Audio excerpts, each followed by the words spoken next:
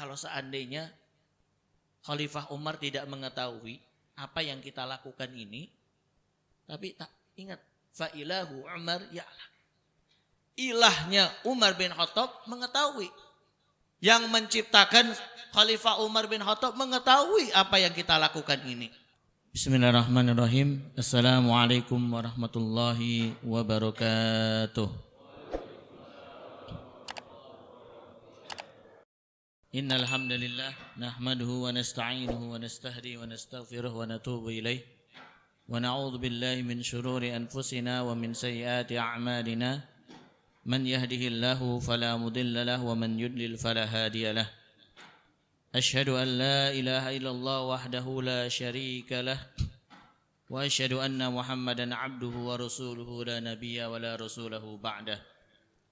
Allahumma salli wa sallim wa barik ala nabiyyina Muhammad wa ala alihi wa ashabihi wa man sara ala nahjihi ila yaumil qiyamah, amma ba'd. Yaqulullahu ta'ala fil Qur'anil Karim, a'udzu billahi samiil 'aliim minasy syaithaanir rajiim, ya ayyuhalladzina aamanu taqullaha haqqa tuqatih wa la tamutunna illa wa antum muslimun. وقال يا أيها الذين آمنوا اتقوا الله وقولوا قولا سديدا يصلح لكم أعمالكم ويغفر لكم ذنوبكم ومن يطع الله ورسوله فقد فاز فوزا عظيما.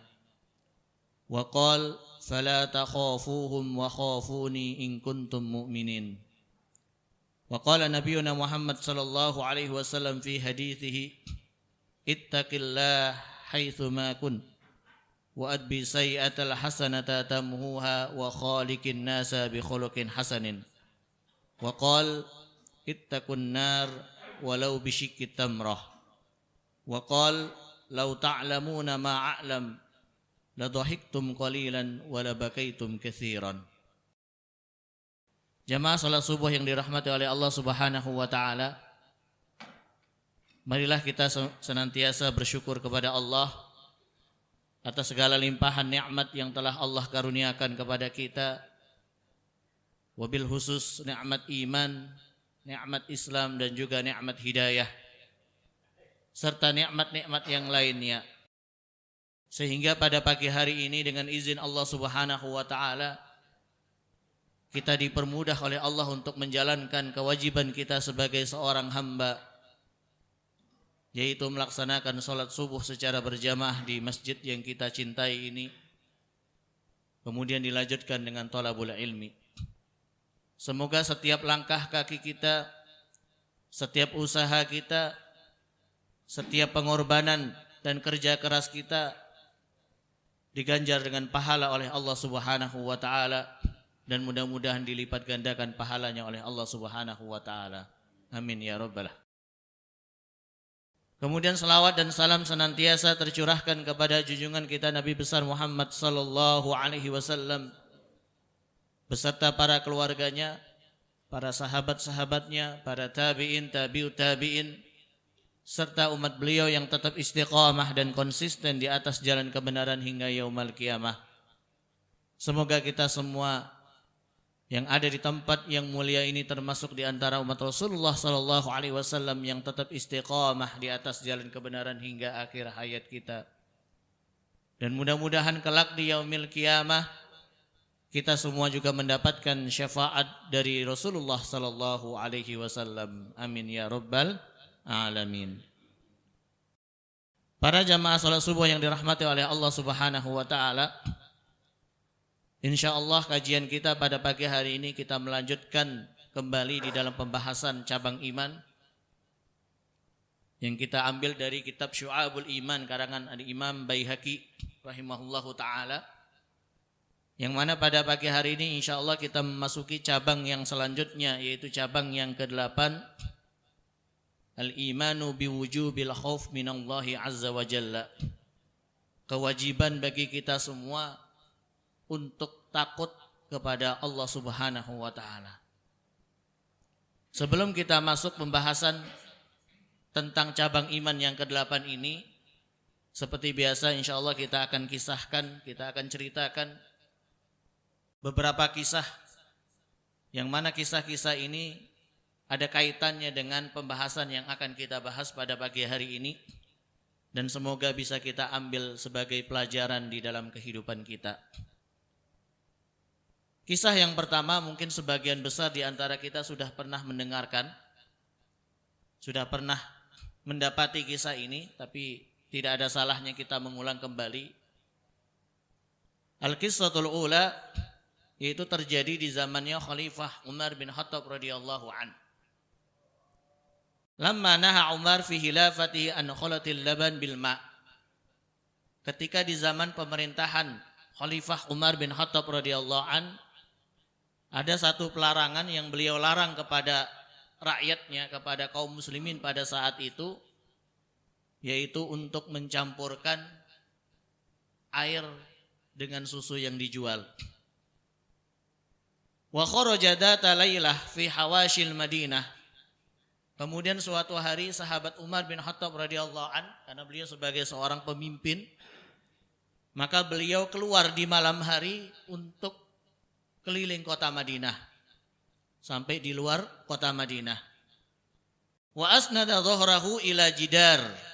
Kemudian setelah keliling beliau merasa capek, akhirnya beliau menyandarkan tubuhnya di sebuah rumah, ya, di tembok sebuah rumah. Fa idza bimra'atin taqulu libnatiha. Tiba-tiba ketika di saat beliau sedang beristirahat menyandarkan tubuhnya di sebuah rumah, beliau mendengarkan ada seorang wanita yang sedang berbicara dengan anaknya. Apa yang dikatakan oleh wanita tadi kepada anaknya? Ala tamuddukinnal laban bil ma? Kenapa tidak engkau campurkan air? Ya, atau kenapa engkau tidak campurkan susu yang kita jual ini dengan air? Ya, karena akan menghasilkan ya, yang lebih banyak daripada kita tidak mencampurkannya.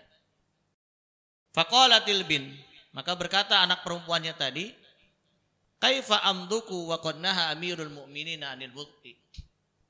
Bagaimana bisa saya mencampurkan susu yang kita jual ini dengan air, padahal sudah jelas dilarang oleh Amirul Mukminin, dilarang oleh sahabat Umar bin Khattab radhiyallahu anhu untuk dicampurkan. Faqalatil maka kemudian ibunya berkata, fama yadri Amirul Mukminin. Tenang aja, Khalifah nggak tahu kok. Amirul Mukminin Umar bin Khattab nggak tahu apa yang kita lakukan ini. Karena beliau tidak ada di sini, beliau tidak melihatnya. Dan orang pun tidak tahu kalau susu yang kita jual ini sudah dicampur oleh air. Faqalatul bin, maka anak tadi berkata lagi, in kana Umar la ya'maluhu fa ilahu Umar ya'lam. Kalau seandainya Khalifah Umar tidak mengetahui apa yang kita lakukan ini, tapi tak ingat, fa ilahu Umar ya'lam. Ilahnya Umar bin Khattab mengetahui. Yang menciptakan Khalifah Umar bin Khattab mengetahui apa yang kita lakukan ini. Yaitu siapa? Allah Subhanahu wa ta'ala. Ma kuntu li af'alahu wa qad naha anhu. Dan saya tidak akan melakukan karena ini termasuk perbuatan yang dilarang, perbuatan yang tidak baik. Fawaqatu faqalatha min Umar radhiyallahu anhu. Maka Umar pun merasa kagum dengan ucapan si anak perempuan tadi kepada ibunya. Falamma asbaha, maka kemudian di pagi hari, keesokan harinya, setelah itu beliau pulang ke rumahnya, keesokan harinya, da'a Asiman ibnahu, beliau panggil salah seorang anak laki-lakinya yang bernama Asim bin Umar. Fawada'ahu wa kan makanaha. Kemudian sahabat Umar panggil Asim dan beliau mengatakan kepada anaknya Asim bin Umar tadi untuk mendatangi tempat yang dia tuju tadi malam. Wa qala idhhab ya bunayya fatazawwajaha. Wahai anakku, kau pergi ini rumah nih, aku kasih alamatnya, kau pergi rumah ini kemudian kau nikahi. Di situ ada anak gadis, ada anak perempuan, kau nikahi anak perempuan itu. Fatazawwajaha, maka kemudian Asim pun datang ke rumah perempuan itu dan menemui orang tuanya, kemudian langsung melamarnya dan menikahinya. Karena Asim ini termasuk anak yang patuh dan taat kepada orang tuanya. Dia tahu apa yang menjadi pilihan ayahnya, yaitu Khalifah Umar bin Khattab adalah pilihan yang terbaik. Walaupun sebelumnya dia nggak pernah mengenal perempuan ini. Walaupun sebelumnya mungkin tidak ada perasaan cinta di dalam dirinya terhadap wanita ini. Tapi karena dia tahu bahwasanya apa yang dipilih oleh ayahnya Khalifah Umar bin Khattab adalah pilihan yang terbaik, maka beliau taat. Ini juga bagi anak-anak muda yang belum nikah, nanti kalau dipilihin sama orang tuanya, ya, dan tahu itu adalah pilihan yang terbaik, tinggal jalanin saja. Jangan, yang masa dijodoh-jodohin, memang zamannya Siti Nurbaya gitu. Enggak. Kalau memang itu pilihan yang terbaik, kenapa tidak? Ini yang dilakukan oleh sahabat Asim bin Umar bin Khattab radhiyallahu anhu. Dia tahu apa yang dipilihkan oleh ayahnya adalah yang terbaik. Maka beliau taat. Walaupun beliau belum kenal ceweknya itu, walaupun beliau tidak ada perasaan di awal, tidak ada perasaan cinta, ya karena nggak kenal dengan ceweknya maka nggak ada perasaan cinta. Tapi karena tahu ini pilihan ayahnya dan ini adalah pilihan yang terbaik, apa yang beliau lakukan? Sami'na wa ata'na. Wahai ayah, kami dengar. Dan benar didatangi rumah perempuan itu kemudian dinikahi oleh Asim. Dari pernikahan itu kemudian apa? Fawaladat lahu bintan. Mereka dikaruniakan seorang anak perempuan. Ya, jadi seorang anak perempuan. Fatazawwajaha, maka anak perempuannya tadi nikah dengan seseorang yang bernama Abdul Aziz bin Marwan bin Hakam. Ya, jadi Abdul Aziz bin Marwan bin Hakam ini masih keturunan ataupun masih ada hubungan keluarga dengan khilafah Bani Umayyah ya ketika itu. Kemudian dari pernikahan mereka lahirlah anak yang bernama Umar bin Abdul Aziz radhiyallahu anhu. Ada yang tahu siapa Khalifah Umar bin Abdul Aziz? Bukan Umar bin Khattab, Umar bin Abdul Aziz. Beliau diberikan gelar oleh para ulama sebagai Khulafa Ar-Rasyidun yang kelima. Ya, jadi setelah Abu Bakar, Umar, Utsman, Ali, ada khalifah yang kelima, Khalifah Ar-Rasyidun. Para ulama ahli sejarah mengatakan dia adalah Umar bin Abdul Aziz radhiyallahu anhu. Padahal antara jarak Umar bin Abdul Aziz dengan khalifah yang keempat Ali bin Abi Thalib itu sangat jauh. Jadi masih ada beberapa khalifah baru Umar bin Abdul Aziz. Tapi kenapa beliau diberikan gelar Khulafa Ar-Rasyidun yang kelima? Karena kepemimpinan beliau sama seperti mana kepemimpinan khalifah-khalifah yang terdahulu. Yang empat tadi yaitu Khalifah Abu Bakar, Umar, Utsman, dan Ali. Ma'asyiral muslimin, jamaah salat subuh yang dirahmati oleh Allah Subhanahu wa taala. Dari kisah ini dapat kita ambil pelajaran bagaimana rasa takutnya seorang wanita di dalam dirinya kepada Allah Subhanahu wa taala. Sehingga dari rasa takut tadi kepada Allah, dia tidak ingin menjalankan sesuatu yang dilarang di dalam agama Islam. Karena dia tahu itu adalah larangan di dalam Islam, dilarang oleh Khalifah Umar bin Khattab, walaupun pada saat itu dia tidak tahu kalau Khalifah bin Umar mengetahui apa yang terjadi. Karena dia mengetahui di saat itu Khalifah Umar tidak tahu. Maka ketika ibunya menyuruhnya dan memerintahkannya untuk melakukan suatu perbuatan yang terlarang, maka dia menolak dengan baik-baik dengan mengatakan, wahai ibu, ini adalah perbuatan yang tidak dibolehkan. Walaupun di saat itu ibunya mengatakan, Khalifah Umar tidak mengetahui apa yang kita lakukan, apa yang dia katakan. Tapi ingat, Tuhan yang menciptakan Khalifah Umar, Tuhan yang memberikan rezeki Khalifah Umar, mengetahui apa yang kita lakukan, yaitu Allah Subhanahu wa ta'ala. Rasa takut di dalam dirinya kepada Allah yang menjadikan akhirnya si wanita tadi tidak melakukan perbuatan yang dilarang oleh Allah Subhanahu wa ta'ala. Kemudian dari timbul perasaan takut tadi, akhirnya lahir keturunan-keturunan juga yang memiliki rasa takut kepada Allah. Dari mereka lahirlah keturunan Khalifah Umar bin Abdul Aziz radhiyallahu anhu. Khalifah Umar kalau kita baca di dalam kitab sejarah, Umar bin Abdul Aziz, beliau hanya memerintah sekitar 2 tahun berapa bulan, tidak sampai 3 tahun.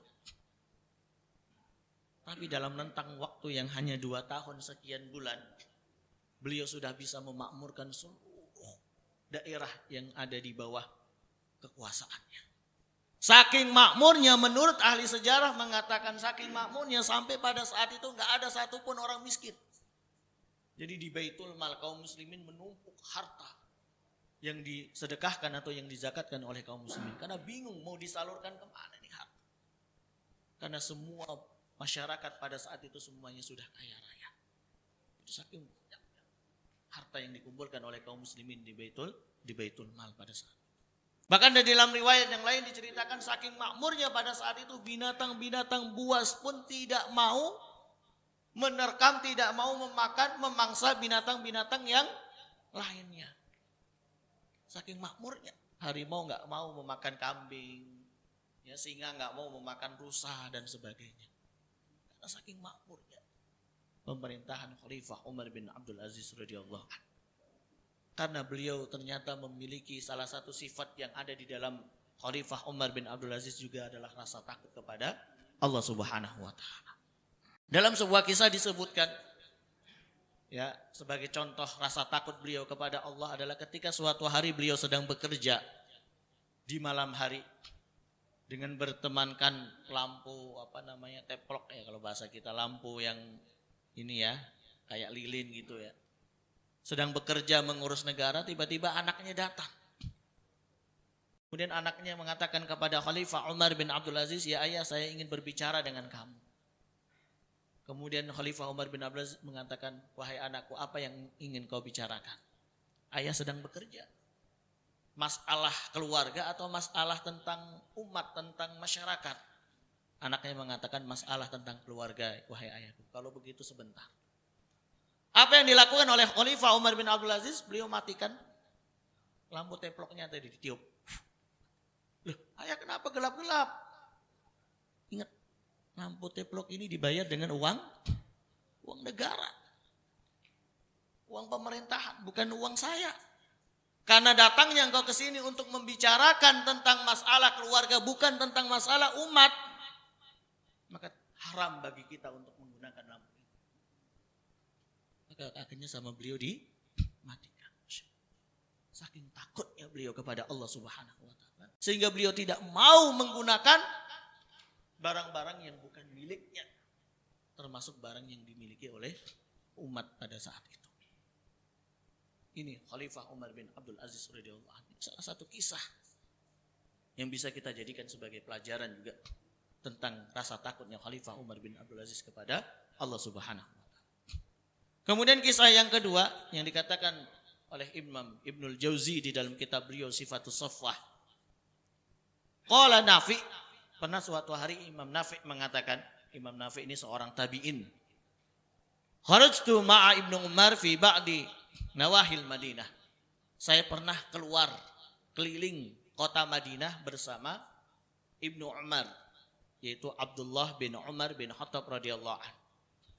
Ya, jadi Imam Nafi ini muridnya sahabat Ibnu Umar. Ibnu Umar punya murid namanya Nafi. Kalau kita lihat dalam beberapa hadis ya yang diriwayatkan oleh Ibnu Umar, rata-rata itu dari jalur Nafi. Karena Nafi ini salah satu dari murid beliau. Pernah suatu hari kita keluar bareng keliling kota Madinah. Sampai di luar kota Madinah. Wa ma'ahu ashab lahu. Dan Ibnu Umar juga membawa beberapa teman-temannya untuk keluar. Fawadau sufrah, kemudian mereka istirahat dan mereka meletakkan atau mengeluarkan bekal makanan yang mereka bawa. Famarra bihim ra'in, di saat mereka sedang beristirahat tiba-tiba lewat ya pengembala yang sedang mengembala ribuan kambing. Jadi lewat di tempat istirahat mereka. Banyak sekali kambingnya. Faqala lahu Abdullah, maka kemudian Abdullah bin Umar memanggil pengembala ini. Halumma ya ra'in. Sini wahai pengembala, sini. Fa'asubba min hadhihi sufrah. Nih ayo makan bareng sama kita, sini duduk. Faqala, maka kemudian pengembala ini mengatakan, inni sha'im. Maaf, saya sedang berpuasa. Faqala lahu Abdullah, maka Abdullah mengatakan, fi mithli hadzal yaum asyadid harruhu wa anta sha'im, kata beliau. Dalam keadaan panas yang sangat seperti ini engkau berpuasa. Padahal engkau sedang melakukan suatu pekerjaan yang berat. Ya, di bawah terik panas matahari, engkau mengembala kambing di tanah yang tandus, ya, di gurun Sahara seperti ini, tapi engkau sedang berpuasa. Kemudian pengembala ini mengatakan, ubadiru ayyamil khaliyah. Saya hanya ingin mengisi waktu-waktu saya dengan beribadah kepada Allah. Fa'ajiba Ibnu Umar. Maka Ibnu Umar pun merasa kagum dengan pengembala ini. Masya Allah. Ya, di saat itu beliau melakukan suatu pekerjaan yang sangat berat, tapi beliau masih bisa untuk berpuasa. Kemudian apa yang ditawari oleh Ibnu Umar kepada pengembala ini? Halaka antabi anasyatan min ghanamika. Boleh enggak kamu jual satu kambing yang kamu gembala ini buat saya?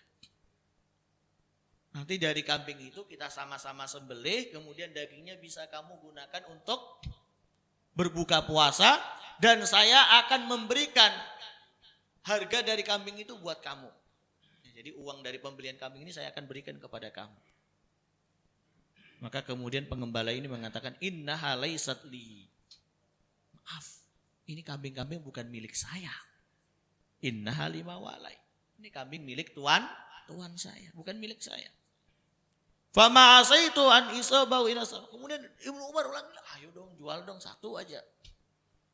Bukan, maaf, ini bukan milik saya, ini milik tuan saya. Ayo jual dong satu aja. Bukan, ini bukan milik saya, ini milik tuan. Kata Ibnu Umar, gampang. Kamu tinggal bilang saja sama tuan kamu kalau kambingnya satu dimakan oleh serigala. Fa'akalahu dzib, dimakan serigala.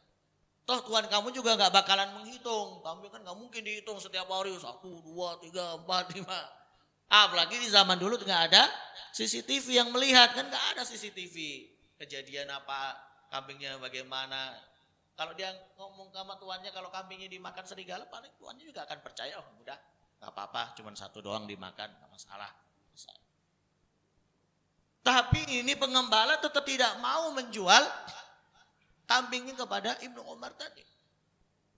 Padahal di saat itu kalau dia mau menjual kambing ini, setelah didesak oleh Ibnu Umar, kemudian pengembala ini mengatakan apa? Fama dzarra'i wa huwa rafi isba'u ila sama. Dia hanya mengatakan kepada Ibnu Umar sambil mengangkat jarinya. Maksudnya apa? Memang tuan saya nggak akan bakalan tahu apa yang saya lakukan ini. Ketika saya menjual kambing ini nggak akan tahu tuan saya. Toh cuma satu kambing yang saya jual dari ribuan kambing yang saya gembala ini. Bagaimana dengan yang ini? Menunjuk ke atas langit siapa? Allah Subhanahu wa taala. Fa aina Allah? Bagaimana dengan Allah? Allah melihat. Allah melihat dengan apa yang saya lakukan ini. Memang Tuhan saya nggak tahu, tapi Allah melihat. Falam yazal Ibnu Umar yaqul, terus didesak sama Ibnu Umar, orang ini mengatakan fa'ain Allah. Allah tahu. Mohon maaf saya nggak bisa jual kambing ini kepada kamu karena Allah Maha tahu dengan apa yang saya lakukan. Walaupun Tuhan saya nggak tahu, walaupun tidak ada satupun bukti apa yang saya lakukan kepada Tuhan saya, tapi Allah Maha tahu. Fama ada an qadimal Madinah. Maka kemudian Ibnu Umar pun akhirnya pergi. Setelah sampai di Madinah, fa ba'atha ila sayyidihi. Kemudian beliau mengutus orang untuk menemui tuannya si pengembala ini. Karena pengembala ini memang beliau seorang budak. Kalau zaman dulu kan masih ada istilah perbudakan, ya masih ada. Ditemui tuannya, fashtara minhu ar-ra'i wal ghanam. Maka kemudian apa yang dilakukan oleh Ibnu Umar? Ya, dia beli budak ini dari tuannya. Dah, kamu jual saja budak kamu kepada saya beli. Begitu juga kambing yang ribuan tadi saya beli katanya. Fa'ataqar ra'i wa wahaba lahul ghanam. Maka kemudian budak tadi setelah dibeli oleh Ibnu Umar radhiyallahu anhuma, sama Ibnu Umar dibebaskan, dimerdekakan, dan kambing yang ribuan tadi diberikan oleh Ibnu Umar semuanya kepada si pengembala tadi.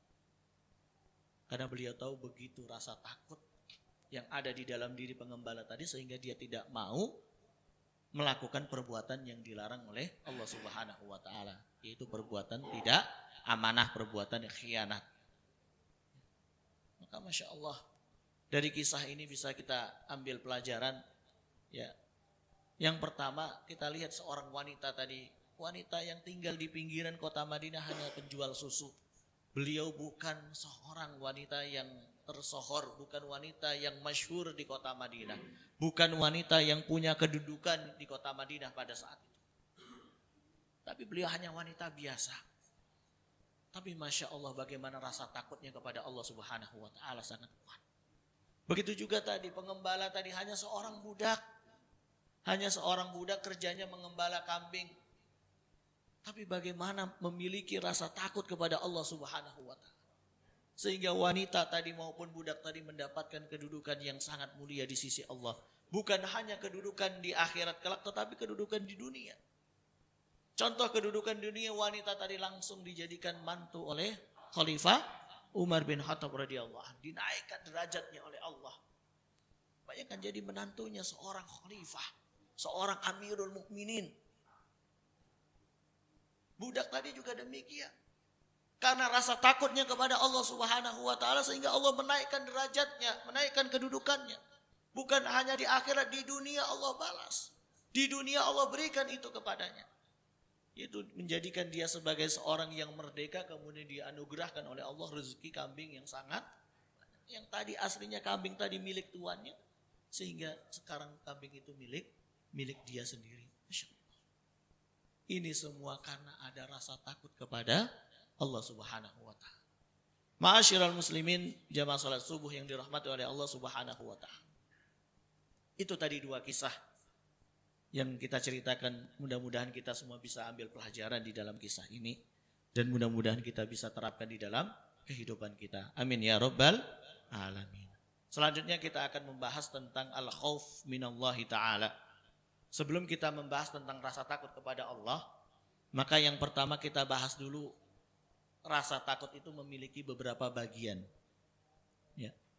Yang pertama ada rasa takut yang hukumnya wajib. Apa itu? Yaitu memiliki rasa takut kepada Allah. Ini hukumnya wajib.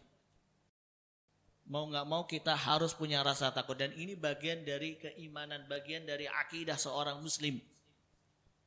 Allah katakan dalam surat Al-Anfal, di antara bentuk untuk menaikkan keimanan kita kepada Allah Subhanahu wa Ta'ala, apa yang Allah katakan? Innamal mu'minuna alladhina idza dzukirallahu wajilat qulubuhum.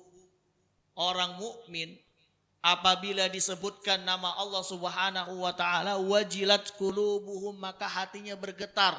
Hatinya bergetar di sini maksudnya adalah ada memiliki perasaan takut kepada Allah Subhanahu wa Ta'ala. Maka rasa takut kepada Allah ini adalah bagian dari keimanan yang harus ada di dalam diri kita. Oleh sebab itu para ulama memasukkannya di dalam cabang keimanan. Dan ini adalah ibadah qalbiyah, yaitu bagian dari ibadah yang sifatnya ibadah hati. Karena dari ibadah qalbiyah tadi, dari hati yang di dalam hati kita memiliki rasa takut kepada Allah, itu akan melahirkan amal-amal soleh, akan melahirkan ya ibadah kepada Allah Subhanahu wa Ta'ala yang sifatnya jawarih. Kemudian yang kedua ada rasa takut yang hukumnya mubah. Ini adalah rasa takut yang secara tabi'i, secara tabiat ada di dalam diri kita. Apa itu? Rasa takut kepada sesuatu yang kita takuti, yang itu terlihat di hadapan kita ataupun ada sebabnya. Contoh misalnya ketika kita takut dengan binatang buas. Atau kita takut misalnya dengan orang yang kita takuti, misalnya mohon maaf ya, preman di jalan dan sebagainya. Ya, itu adalah rasa takut yang sifatnya mubah. Jadi bukan wajib dan itu tidak ada hubungannya dengan keimanan. Bukan berarti ketika kita takut dengan binatang buas kemudian iman kita bertambah, tidak. Atau bukan berarti kita nggak takut dengan binatang buas kemudian iman kita bertambah, tidak. Ini tidak ada hubungannya dengan keimanan. Ini sifatnya mubah, pilihan. Silakan, ada yang takut dengan binatang, ada yang nggak takut dengan binatang, itu sifatnya mubah, pilihan. Ini yang kedua. Kemudian yang ketiga ada rasa takut yang hukumnya haram, alias tidak diperbolehkan di dalam Islam. Bahkan para ulama mengatakan dikhawatirkan bisa jatuh ke dalam syirik. Apa itu? Rasa takut kepada makhluk Allah yang gaib, yaitu apa? jin, setan, iblis dan sebagainya. Ini hukumnya haram, nggak boleh. Ya, maka ini nasihat juga bagi kita sebagai orang tua, jangan pernah kita takuti anak-anak kita dengan makhluk ini. Awas loh kalau kamu keluar tuh ada gondorowo di sana, ada kuntilanak di sana, nggak boleh. Ya, hukumnya haram. Para ulama mengatakan nggak boleh takut sama setan, harus berani. Kalau kita memiliki rasa takut dengan setan, itu adalah termasuk hukum yang diharamkan oleh Allah, bahkan cenderung kepada syirik. Harus berani dengan setan, jangan takut. Seperti mana yang dicontohkan oleh sahabat Umar bin Khattab radhiyallahu anhu. Dalam hadis Rasulullah mengatakan, Khalifah Umar itu kalau lewat di sebuah tempat, misalnya lorong, kalau di situ sedang berkumpul para jin-jin, ya kan, para setan-setan sedang duduk-duduk atau kumpul di situ. Apa yang mereka lakukan ketika lihat Khalifah Umar lewat? Kabur mereka, pergi. Takut. Itulah orang mukmin, harus berani sama setan, nggak boleh takut. Bahkan pernah suatu hari di suatu daerah diganggu sama setan. Ada suatu daerah yang kena gangguan sama setan. Kemudian daerah di situ ngadu kepada Khalifah Umar bin Khattab. Wahai Khalifah, daerah kami diganggu sama setan. Tenang kata Umar, nih ambil sandal saya, taruh aja di tempat. Dibawa sandal Khalifah Umar, ditaruh di daerah itu, apa yang terjadi? Pergi setannya, takut sama sandalnya Umar bin Khattab radhiyallahu anhu. Itu yang harus ada dalam diri setiap kita orang beriman. Jangan takut dengan setan. Harus berani. Ya, maka nggak boleh kita takut-takuti anak kita dengan setan. Awas ada gondorowo, ada kuntilanak dan sebagainya. Waliyadzubillah sekarang ini justru film-film yang laris di pasaran ya, di Indonesia ini film-film yang seperti itu, bau-baunya seperti itu. Ya, berbau horor, berbau apa namanya? Ya yang hubungannya dengan setan, dengan jin dan sebagainya. Ya, merusak akidah kita sebagai seorang muslim. Ya, tapi sayang itu justru film-film yang paling laris. Bahkan mencetak rekor ya film terlaris panjang masa di negara ini. Waliyadzubillah. Padahal film-film itu sangat berbahaya. Ya, jadi tidak boleh, haram bagi kita untuk takut kepada setan, kepada jin dan sebagainya. Tapi harus berani dengan mereka. Kita akan membahas rasa takut kepada Allah Subhanahu wa ta'ala. Dalil perintah untuk takut kepada Allah, Allah sebutkan di dalam beberapa ayat di dalam Al-Quran. Yang pertama di dalam surat Ali Imran ayat 175. Apa yang Allah katakan? A'udzubillahi minasyaitonirrajim. Fala takhafuhum wa khafuni in kuntum mu'minin. Janganlah kalian takut kepada mereka, kata Allah, dan takutlah kalian kepadaku jika kalian orang-orang yang beriman. Kemudian dalam surat Al-Maidah ayat 44 Allah juga berfirman, fala tahsyawun nas wahsyawni. Janganlah kalian takut dengan manusia, tapi takutlah kalian kepadaku, yaitu kepada Allah Subhanahu wa ta'ala. Kemudian dalam ayat yang lain Al-Baqarah ayat 40 Allah juga berfirman, wa iyaya farhabun, dan hanya kepadaku hendaklah kalian memiliki rasa takut, kata Allah. Kemudian di dalam surat Al-Anbiya ayat 28 Allah juga berfirman, wa hum min khasyatihi musyfiqun. Dan termasuk ciri orang-orang yang bertakwa kepada Allah adalah mereka memiliki rasa takut kepada Allah Subhanahu wa ta'ala. Kemudian juga di dalam surat Ar-Ra'du ayat 21 Allah berfirman, wa yahsyawna rabbahum wa yakhafuna su'al hisab.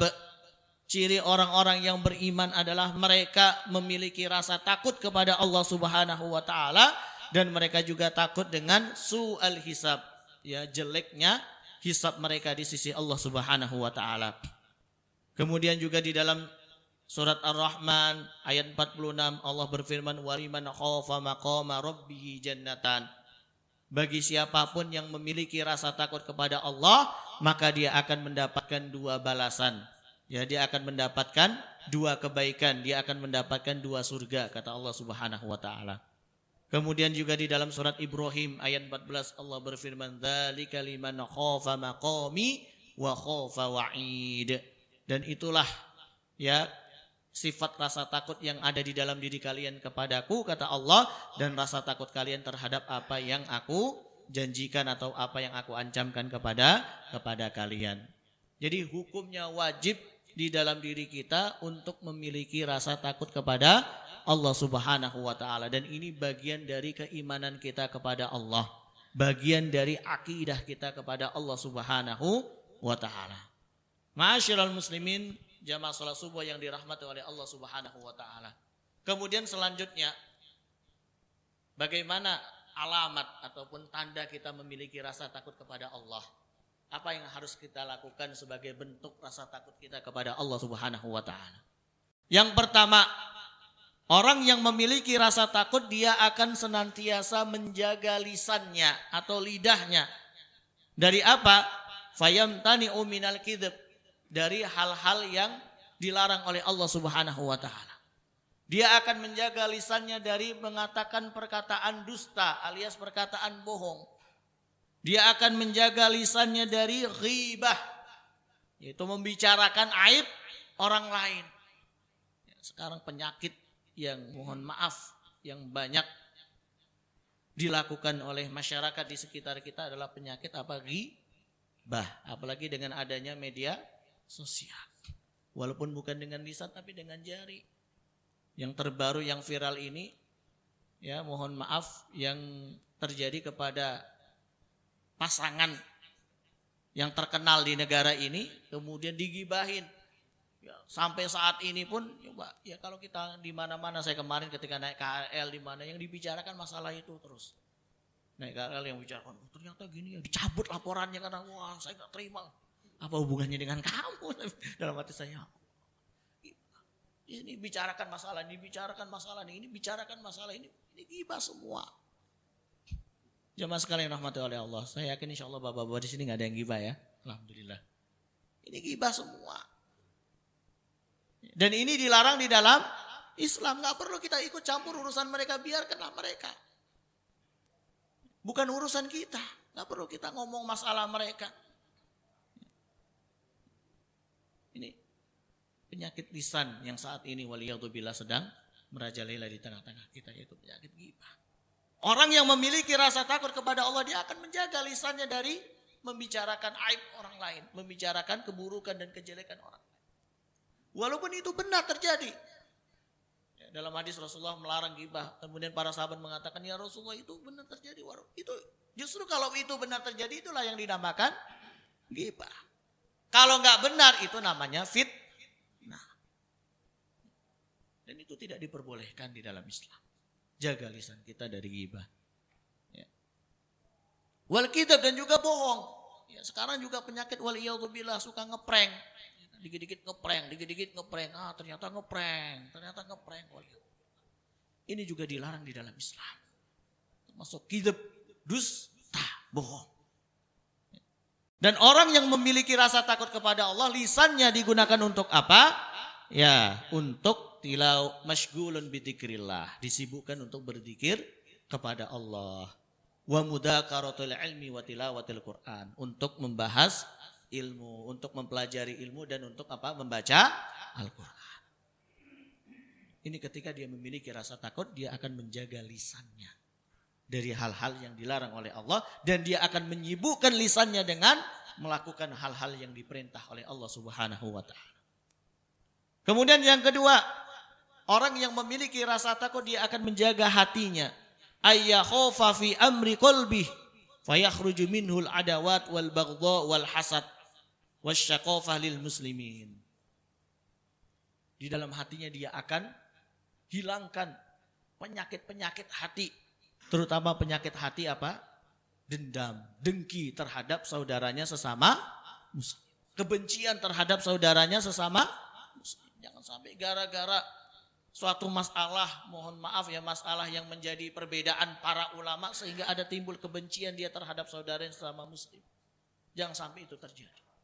Orang yang memiliki rasa takut kepada Allah, dia tidak benci kepada saudaranya sesama muslim, tapi justru dia cinta kepada saudaranya sesama muslim. Dia tidak dengki, dia tidak dendam kepada saudaranya sesama muslim. Pernah suatu hari ketika Rasulullah SAW sedang duduk di masjid bersama para sahabatnya, kemudian beliau mengatakan kepada para sahabatnya, wahai sahabatku, sebentar lagi ahli surga akan masuk ke dalam masjid. Para sahabat nunggu-nunggu, kira-kira siapa ini? Setelah ditunggu ternyata ada seseorang sahabat Rasulullah yang masuk ke dalam masjid. Dan ini bukan sahabat yang terkenal. Bukan sahabat yang dalam tanda kutip ya memiliki kedudukan. Sahabat yang biasa. Besoknya lagi Rasulullah mengatakan ada ahli surga yang masuk ini. Sahabat ini masuk lagi. Sampai ketiga kemudian salah seorang sahabat Rasulullah yaitu Ibnu Umar radhiyallahu anhu penasaran. Apa sih yang dilakukan oleh orang ini sampai-sampai Rasulullah SAW mengatakan dia sebagai ahli surga, sebagai penduduk surga. Maka kemudian Ibnu Umar pun bertamu ke rumah orang ini. Tidur satu malam dia lihat, dia perhatikan. Gak ada amalan yang istimewa. Dia gak sholat malam sepanjang malam juga kagak. Paling bangun tidur ya untuk buang air, setelah itu tidur lagi dan sebagainya. Setelah 3 hari dia bertamu, kemudian Ibnu Umar langsung jujur saja. Mohon maaf saya datang bertamu ke rumah kamu ada tujuannya. Apa tujuannya? Saya ingin tahu apa amalan yang kamu lakukan sampai-sampai Rasulullah mengatakan kamu adalah penduduk surga. Orang ini mengatakan ada satu amalan yang saya lakukan yang itu sulit bagi kita sebenarnya untuk melakukannya. Apa itu? Sebelum saya tidur, saya hilangkan perasaan dengki, dendam terhadap orang lain. Saya hilangkan itu semua dalam hati saya. Sehingga saya tidur dalam keadaan tidak memiliki perasaan dengki dan dendam terhadap orang lain. Orang yang takut kepada Allah, dia bersihkan hatinya dari penyakit hati tadi. Benci, dendam, dengki, ya kemudian suudzon dan sebagainya dihilangkan. Ya, yang ada justru sebaliknya, dia tidak dendam, tidak dengki, dia cinta kepada saudara sesama muslim. Dia banyak berhusnudzon kepada saudaranya sesama muslim. Wallahu a'lam bishawab. Ini yang kedua. Kemudian yang ketiga, alamat yang ketiga, tanda yang ketiga adalah ayyakhofa fi batnihi illa thayyiban halalan wa ya'kulu minat ta'am miqdaru hajatihi. Orang yang memiliki rasa takut kepada Allah, yang ketiga tandanya adalah dia takut seandainya apa yang masuk ke dalam perutnya adalah sesuatu yang diharamkan oleh Allah Subhanahu wa taala. Maka dia jaga.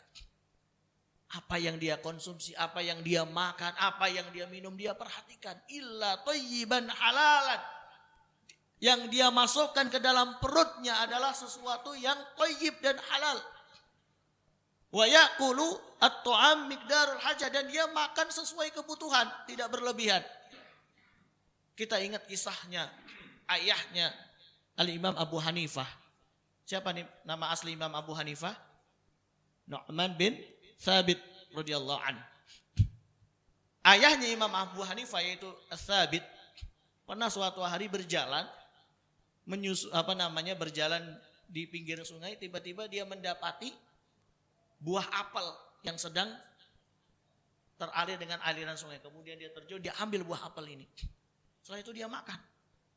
Setelah dia makan setengahnya atau baru satu gigitan, kemudian dia teringat ternyata buah apel ini jangan-jangan karena ini bukan milik saya. Astagfirullahaladzim, saya telah memakan buah yang bukan milik saya. Apa yang dilakukan oleh ayahnya Imam Abu Hanifah tadi? Dia telusuri sungai ini, dia ingin tahu dari mana buah apel ini dapat. Ternyata buah apel ini jatuh dari satu pohon yang ada di kebun milik orang yang ada di situ. Kemudian akhirnya Thabit tadi meminta izin.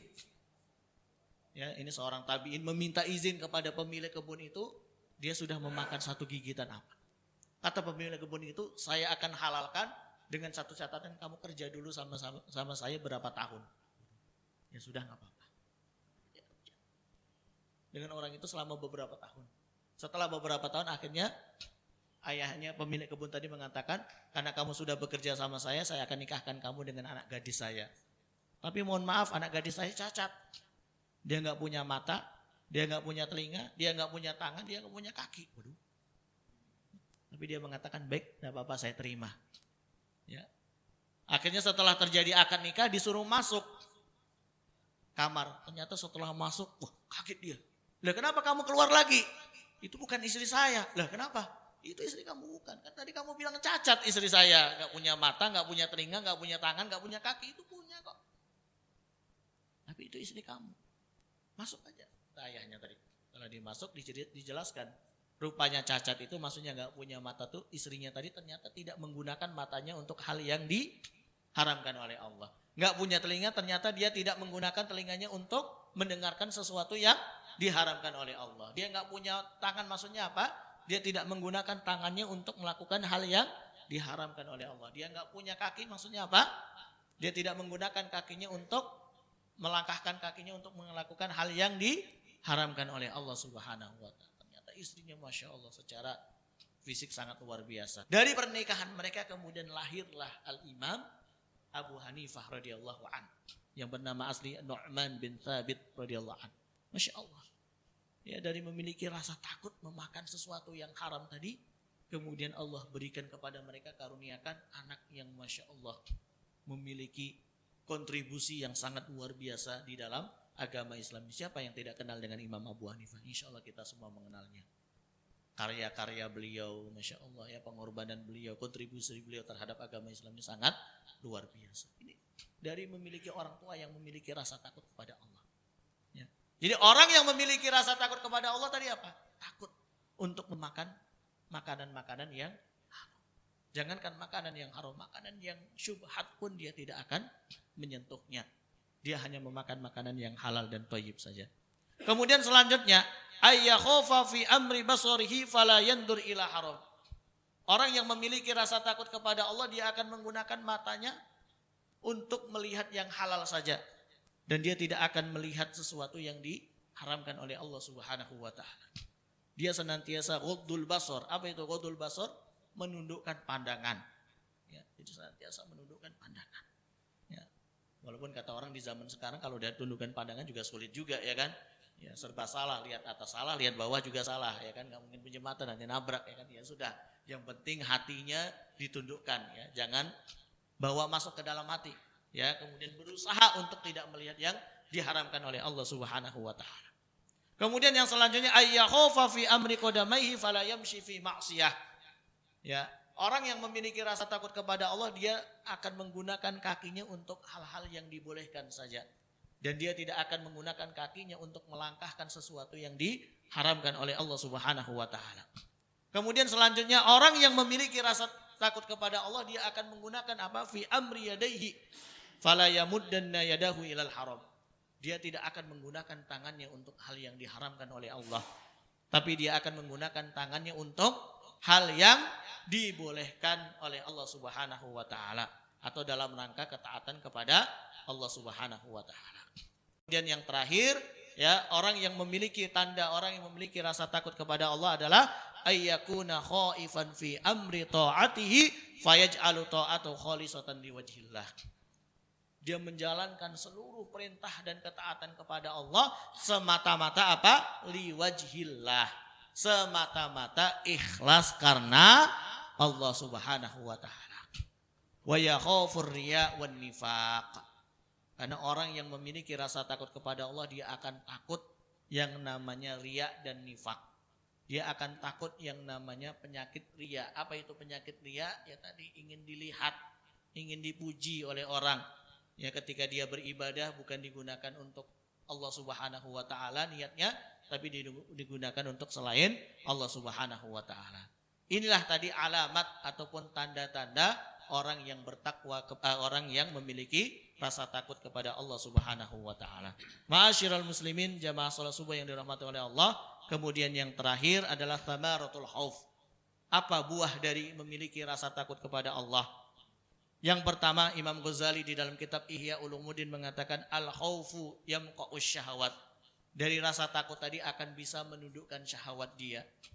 Ya, bukan malah justru dia mengikuti nafsu syahwatnya atau mengikuti hawa nafsunya, tapi dia justru bisa menundukkan hawa nafsunya. Kemudian dari rasa takut tadi, ya, dia akan bisa apa? Menjadikan ya perbuatan-perbuatan maksiat yang dulu dia cintai, yang dulu dia senangi, menjadi dia benci. Ya, misalnya dia dulu senangnya perbuatan maksiat apa, kemudian sekarang dia menjadi benci. Kenapa? Karena ada rasa takut kepada Allah Subhanahu wa ta'ala. Dan yang ketiga, ketika dia memiliki rasa takut kepada Allah, maka dia akan menjadi hamba Allah yang senantiasa menjalankan ketaatan dan ibadah kepada Allah Subhanahu wa ta'ala.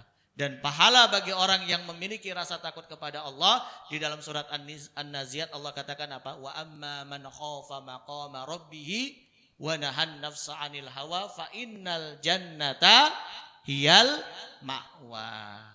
Apa pahala dan tempat bagi orang yang memiliki rasa takut? Allah katakan fa innal jannata hiyal ma'wa. maka surga adalah tempat kembalinya. Mudah-mudahan kita semua yang ada di tempat yang mulia ini termasuk orang-orang yang memiliki rasa takut kepada Allah, sehingga kita menjadi pribadi-pribadi yang bertakwa kepada Allah, sehingga kita nanti kelak akan diberikan tempat yang terbaik, yaitu di dalam surganya Allah Subhanahu wa ta'ala. Amin ya rabbal alamin. Sebelum kita tutup, silakan kita beri waktu dan kesempatan untuk bertanya. Assalamualaikum warahmatullahi wabarakatuh. Waalaikumsalam. Ustaz, izin tanya Ustaz. Ya, silakan. Dari kita memiliki rasa takut, tentunya kita akan menjalankan semua amalan atau ibadah yang kita lakukan saat selama. Nah, yang pertanyaan saya Ustaz, dari ibadah atau amalan-amalan apa saja yang membuat Allah Subhanahu wa taala cintai atau Allah Subhanahu wa taala senang? Itu aja Ustaz. Ya, terima kasih Pak. Masya Allah, jazakallah khairan. Ya. Baik, apa ibadah-ibadah yang menjadikan Allah Subhanahu wa ta'ala senang dan cinta kepada kita?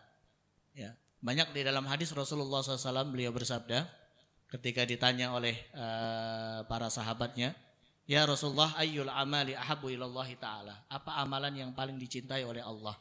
Apa amalan yang paling disukai oleh Allah Subhanahu wa ta'ala? Ya. Beliau mengatakan ahabbul amal ilallahi ta'ala, amalan yang paling disukai oleh Allah adalah amalan yang continue, amalan yang terus menerus. Wa in qalla, walaupun itu sifatnya sedikit sekalipun. Ya, walaupun itu amalan yang kecil sekalipun, tapi kalau kita melakukannya secara continue, ya, secara terus menerus, secara istiqomah, maka itulah termasuk amalan yang dicintai oleh Allah Subhanahu wa ta'ala. Itu salah satu contohnya. Jadi kalau Bapak ingin tahu apa amalan yang menyebabkan Allah cinta kepada kita, ya amalan yang kita lakukan secara kontinu.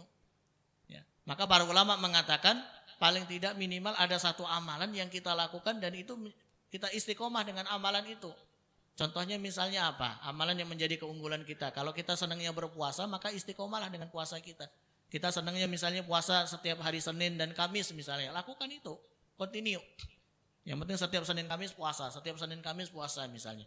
Atau kita senang dengan membaca Al-Quran, ya lakukan setiap hari minimal 1 juz atau setiap hari minimal 1 halaman. Itu lakukan secara kontinu. Walaupun sedikit gak masalah, tapi yang penting kita lakukannya secara kontinu ya, secara terus menerus. Dan inilah termasuk amalan yang dicintai dan disenangi oleh Allah Subhanahu wa ta'ala. Wallahu a'lam bishawab. Itu diantaranya. Baik, silakan ada lagi yang lain bertanya Bapak. Satu Tat, boleh dari saya Tat. Ini menyangkut masalah takut yang sudah umum ya. Ini takut kita dengan makhluk halus ini ya. Ini kan bawaan dari kecil sudah diberikan satu mitos atau apalah bahasanya sehingga itu terbawa sampai usia ini. Bagaimana bahwa itu kan tadi kan bahaya sekali bagi kita kan jadi penyakit jadi syirik kan kalau kita takut selain pada takut kita kepada Allah. Ya, tapi kalau tadi Pak Ustaz sampaikan kalau takut pada preman, takut pada binatang buas itu kan masalah amalan yang mubah gitu tidak masalah. Tapi kalau untuk kepada makhluk halus ini kan udah mau geser kepada syirik. Ini gimana kiat-kiatnya Ustaz? Karena itu jadi umum di tempat di seluruh kiat agar apa? Supaya kita berani gitu Pak Ustaz. Berani, Nah, ini gitu. Supaya berani dengan makhluk halus. Masya Allah, terima kasih Pak Rina, jazakallah khairan. Apa kiat-kiat supaya kita berani dengan makhluk halus, ya kan? Ya, kata orang kiat-kiatnya banyak ya, diantaranya ya kita harus kuatkan keimanan kita. Karena semakin kuat keimanan kita, maka insya Allah semakin berani kita terhadap makhluk halus. Ya, semakin berani terhadap ya tadi yang namanya setan, yang namanya jin dan sebagainya. Ya, jadi itu tergantung keimanan kita. Semakin kuat keimanan kita, maka kita semakin berani dengan mereka. Ya. Kemudian yang kedua banyak mengamalkan doa-doa yang diajarkan oleh Rasulullah SAW ya, supaya bagaimana kita dilindungi oleh Allah dari godaan-godaan mereka. Ya, diantaranya adalah dengan membaca ayat kursi. Ya, pernah suatu hari sahabat Abu Hurairah radhiyallahu an ketika diamanahkan oleh Rasulullah untuk menjaga kebun, ya, kemudian tiba-tiba di malam hari ada yang mencuri di kebun itu. Ditangkap sama Abu Hurairah, kemudian orang tadi minta belas kasihan, tolong dong lepasin saya. Ya, sama Abu Hurairah, ya udahlah saya lepasin. Besoknya malam nyuri lagi ini orang, ditangkap lagi sama Abu Hurairah. Lepasin dong saya. Abu Hurairah merasa kasihan. lepasin lagi. Besok paginya kemudian Rasulullah mengatakan, ya Abu Hurairah, lihat nanti malam orang itu pasti bakalan datang lagi, kata Rasulullah. Jangan kau lepasin dia. Ya Rasulullah, baik, saya nggak akan lepasin. Kemudian ternyata benar di malam hari berikutnya, ini orang ini datang lagi, nyuri lagi, tangkap lagi sama sahabat Abu Hurairah. Nah, sekarang saya nggak lepasin kamu, ya kan? Dua malam kemarin saya lepasin kamu, nih yang ketiga saya nggak akan lepasin kamu. Saya akan bawa kamu ke hadapan Rasulullah SAW. Kemudian orang ini mengiba lagi, ya Abu Hurairah, jangan tangkap saya, jangan bawa saya ke depan Rasulullah. Saya akan mengajarkan kamu satu ilmu yang kamu melakukannya. Jika kamu melakukannya maka setan gak akan berani sama kamu dan kamu akan berani sama setan. Justru setan akan takut sama kamu. Apa itu? Bacalah ayat kursi ketika kamu ingin tidur. Ya, jadi ketika ingin tidur biasakan untuk membaca ayat kursi. Maka kemudian Abu Hurairah, karena dia mendapatkan ilmu dan Abu Hurairah tipe orang yang senang dengan ilmu, akhirnya dilepaskan lagi nih orang. Besok paginya Rasulullah mengatakan, ya Abu Hurairah, tadi malam orang itu datang lagi kan? Iya benar. Terus kamu lepasin lagi? Iya benar. Kenapa? Karena dia mengajarkan saya satu ilmu, ya Rasulullah. Apa itu? Ketika saya membaca ayat kursi sebelum saya tidur, maka setan gak akan mengganggu saya. Maka setan akan takut dengan saya. Setan akan lari dan saya akan berani dengan setan.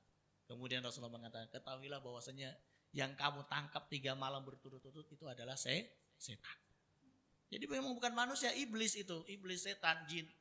Yang menyamar menjadi manusia kemudian nyuri buah kurma di kebun yang dijaga oleh sahabat Abu Hurairah. Ya, jadi ini salah satu cara kiat bagaimana kita berani dengan kita mengamalkan sering membaca ayat kursi, terutama di saat kita sebelum tidur, maka insya Allah itu akan menjadikan kita berani dengan setan. Ya. Dan juga kalau bagi kita, sekali lagi bagi kita yang punya anak, sedari kecil kita biasakan, kita didik anak kita supaya berani. Jangan malah justru kita takut-takutin. Awas lo kalau keluar, awas lo kalau ini, awas lo. Kan seperti itu kadang. Ya, saya pribadi nggak setuju kalau kita mendidik anak kita dengan seperti itu. Jangan keluar rumah ya, di sana banyak kuntilanak, banyak genderuwo yang gentayangan, banyak ini. Nggak boleh. Ya, harus berani. Sejak kecil anak kita harus kita didik untuk berani dengan makhluk halus seperti ini. Karena kalau anak kita berani, kita kalau berani, insya Allah setan akan takut dengan kita. Sebaliknya kalau kita takut dengan mereka, justru mereka akan sering mengganggu kita.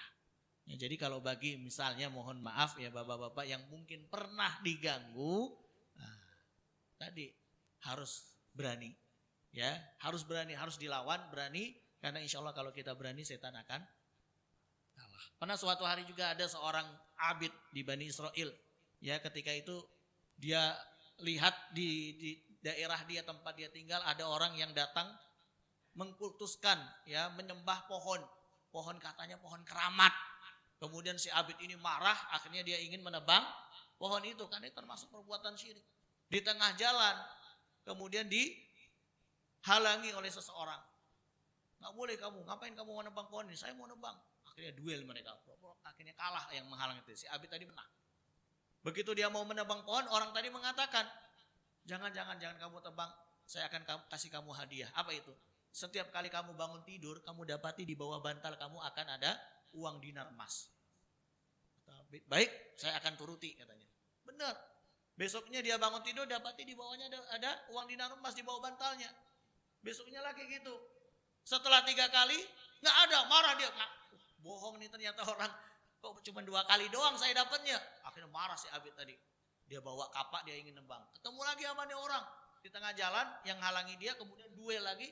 Ternyata si abid kalah yang kedua kalinya. Terus orang ini mengatakan, tahu enggak kamu siapa saya? Enggak tahu. Saya adalah setan, saya adalah jin. Kenapa yang dulu pertama saya kalah kamu menang? Kamu ingin menebang pohon itu karena Allah Subhanahu wa taala, maka kamu menang. Sekarang kenapa kamu kalah? Karena kamu ingin menebang pohon itu bukan karena Allah, karena kamu marah kamu tidak mendapatkan uang dinar emas yang ada di bawah bantal saya. Sekarang maksudnya apa? Kalau kita lakukan karena Allah, kalau kita kuat keimanannya kepada Allah, maka insya Allah setan juga akan takut dengan kita. Ya, mudah-mudahan kita semua bisa menjadi seperti Khalifah Umar bin Khattab radhiyallahu an, yang sandalnya saja ditakuti oleh setan. Apalagi fisiknya, sandalnya saja ditakuti oleh setan. Amin ya rabbal alamin. Wallahu a'lam. Cukup Ustaz, sudah masuk. Enggak ada lagi? Sudah masuk Ustaz. Ada. Baik, bismillah. Saya ingin menanyakan Ustaz, kalau kita takut kepada setan itu bagaimana kedudukan akidah kita gitu, atau apakah kita berdosa gitu kalau kita takut gitu? Karena kan mayoritas Indonesia kan kayak Ustaz bilang tadi, kalau film-film horor itu udah tren gitu, jadi mereka takut. Jadi itu bagaimana gitu Ustaz? Apakah termasuk dengan dosa gitu? Syukron. Terima kasih Ustaz Asri, Masya Allah, jazakallah khairan. Apakah takut kepada setan juga termasuk dengan dosa? Ya jelas itu termasuk perbuatan dosa. Kenapa? Karena itu termasuk takut yang diharamkan oleh Allah. Ya, bahkan mohon maaf, para ulama mengatakan bisa jatuh ke dalam kesyirikan. Terus bagaimana kalau kita melihat film horor? Jangan dilihat. Ya, kalau perlu diboikot film-film seperti itu, nggak perlu kita lihat. Ya, kenapa? Karena itu bisa mendangkalkan akidah kita. Ya, jadi nggak perlu dilihat. Itu hanya bikinan manusia yang justru bisa mendangkalkan akidah kita sebagai seorang muslim. Ya, sinetron, film, baik itu di TV, di bioskop, yang jangan dilihat. Ya, seperti itu. Ngapain kita lihat hal-hal seperti itu? Ya, lihatlah sesuatu yang berfaedah saja. Lihatlah sesuatu yang bermanfaat saja. Seperti itu. Wallahu a'lam bishawab. Ya, maka hati-hati. Sekali lagi, kita harus memiliki rasa berani kepada makhluk gaib, yaitu makhluk halus tadi yang bernama setan. Jangan sedikit pun ada perasaan takut di dalam diri kita. Kalau mereka ganggu kita, ya lawan, harus berani. Ya jujur banyak yang curhat sama saya, Ustaz, rumah saya sedang diganggu, tiba-tiba pintunya tertutup sendiri, tiba-tiba benda jatuh sendiri. Saya bilang kepada penghuni rumah itu, Bapak harus berani. Anggap itu hal yang biasa, jangan malah justru takut. Ya Allah gimana nih ya Allah. Jangan takut, anggap itu hal yang biasa. Ya, banyak baca Al-Quran di dalamnya, banyak sholat di dalamnya. Ya, karena insya Allah dengan hal-hal seperti itu akan menjadikan mereka takut. Karena dalam hadis Rasulullah mengatakan apa? Siapapun yang membaca surat Al-Baqarah di malam hari di dalam rumahnya, maka insya Allah akan dilindungi oleh Allah Subhanahu Wa Taala dari gangguan setan sampai keesokan harinya. Begitu juga dia baca surah Al-Baqarah di pagi harinya, maka insya Allah akan dilindungi sampai malam harinya. Jadi rutinkan baca surah Al-Baqarah di dalam rumah kita kalau ada gangguan-gangguan seperti itu. Wallahu a'lam bishawab.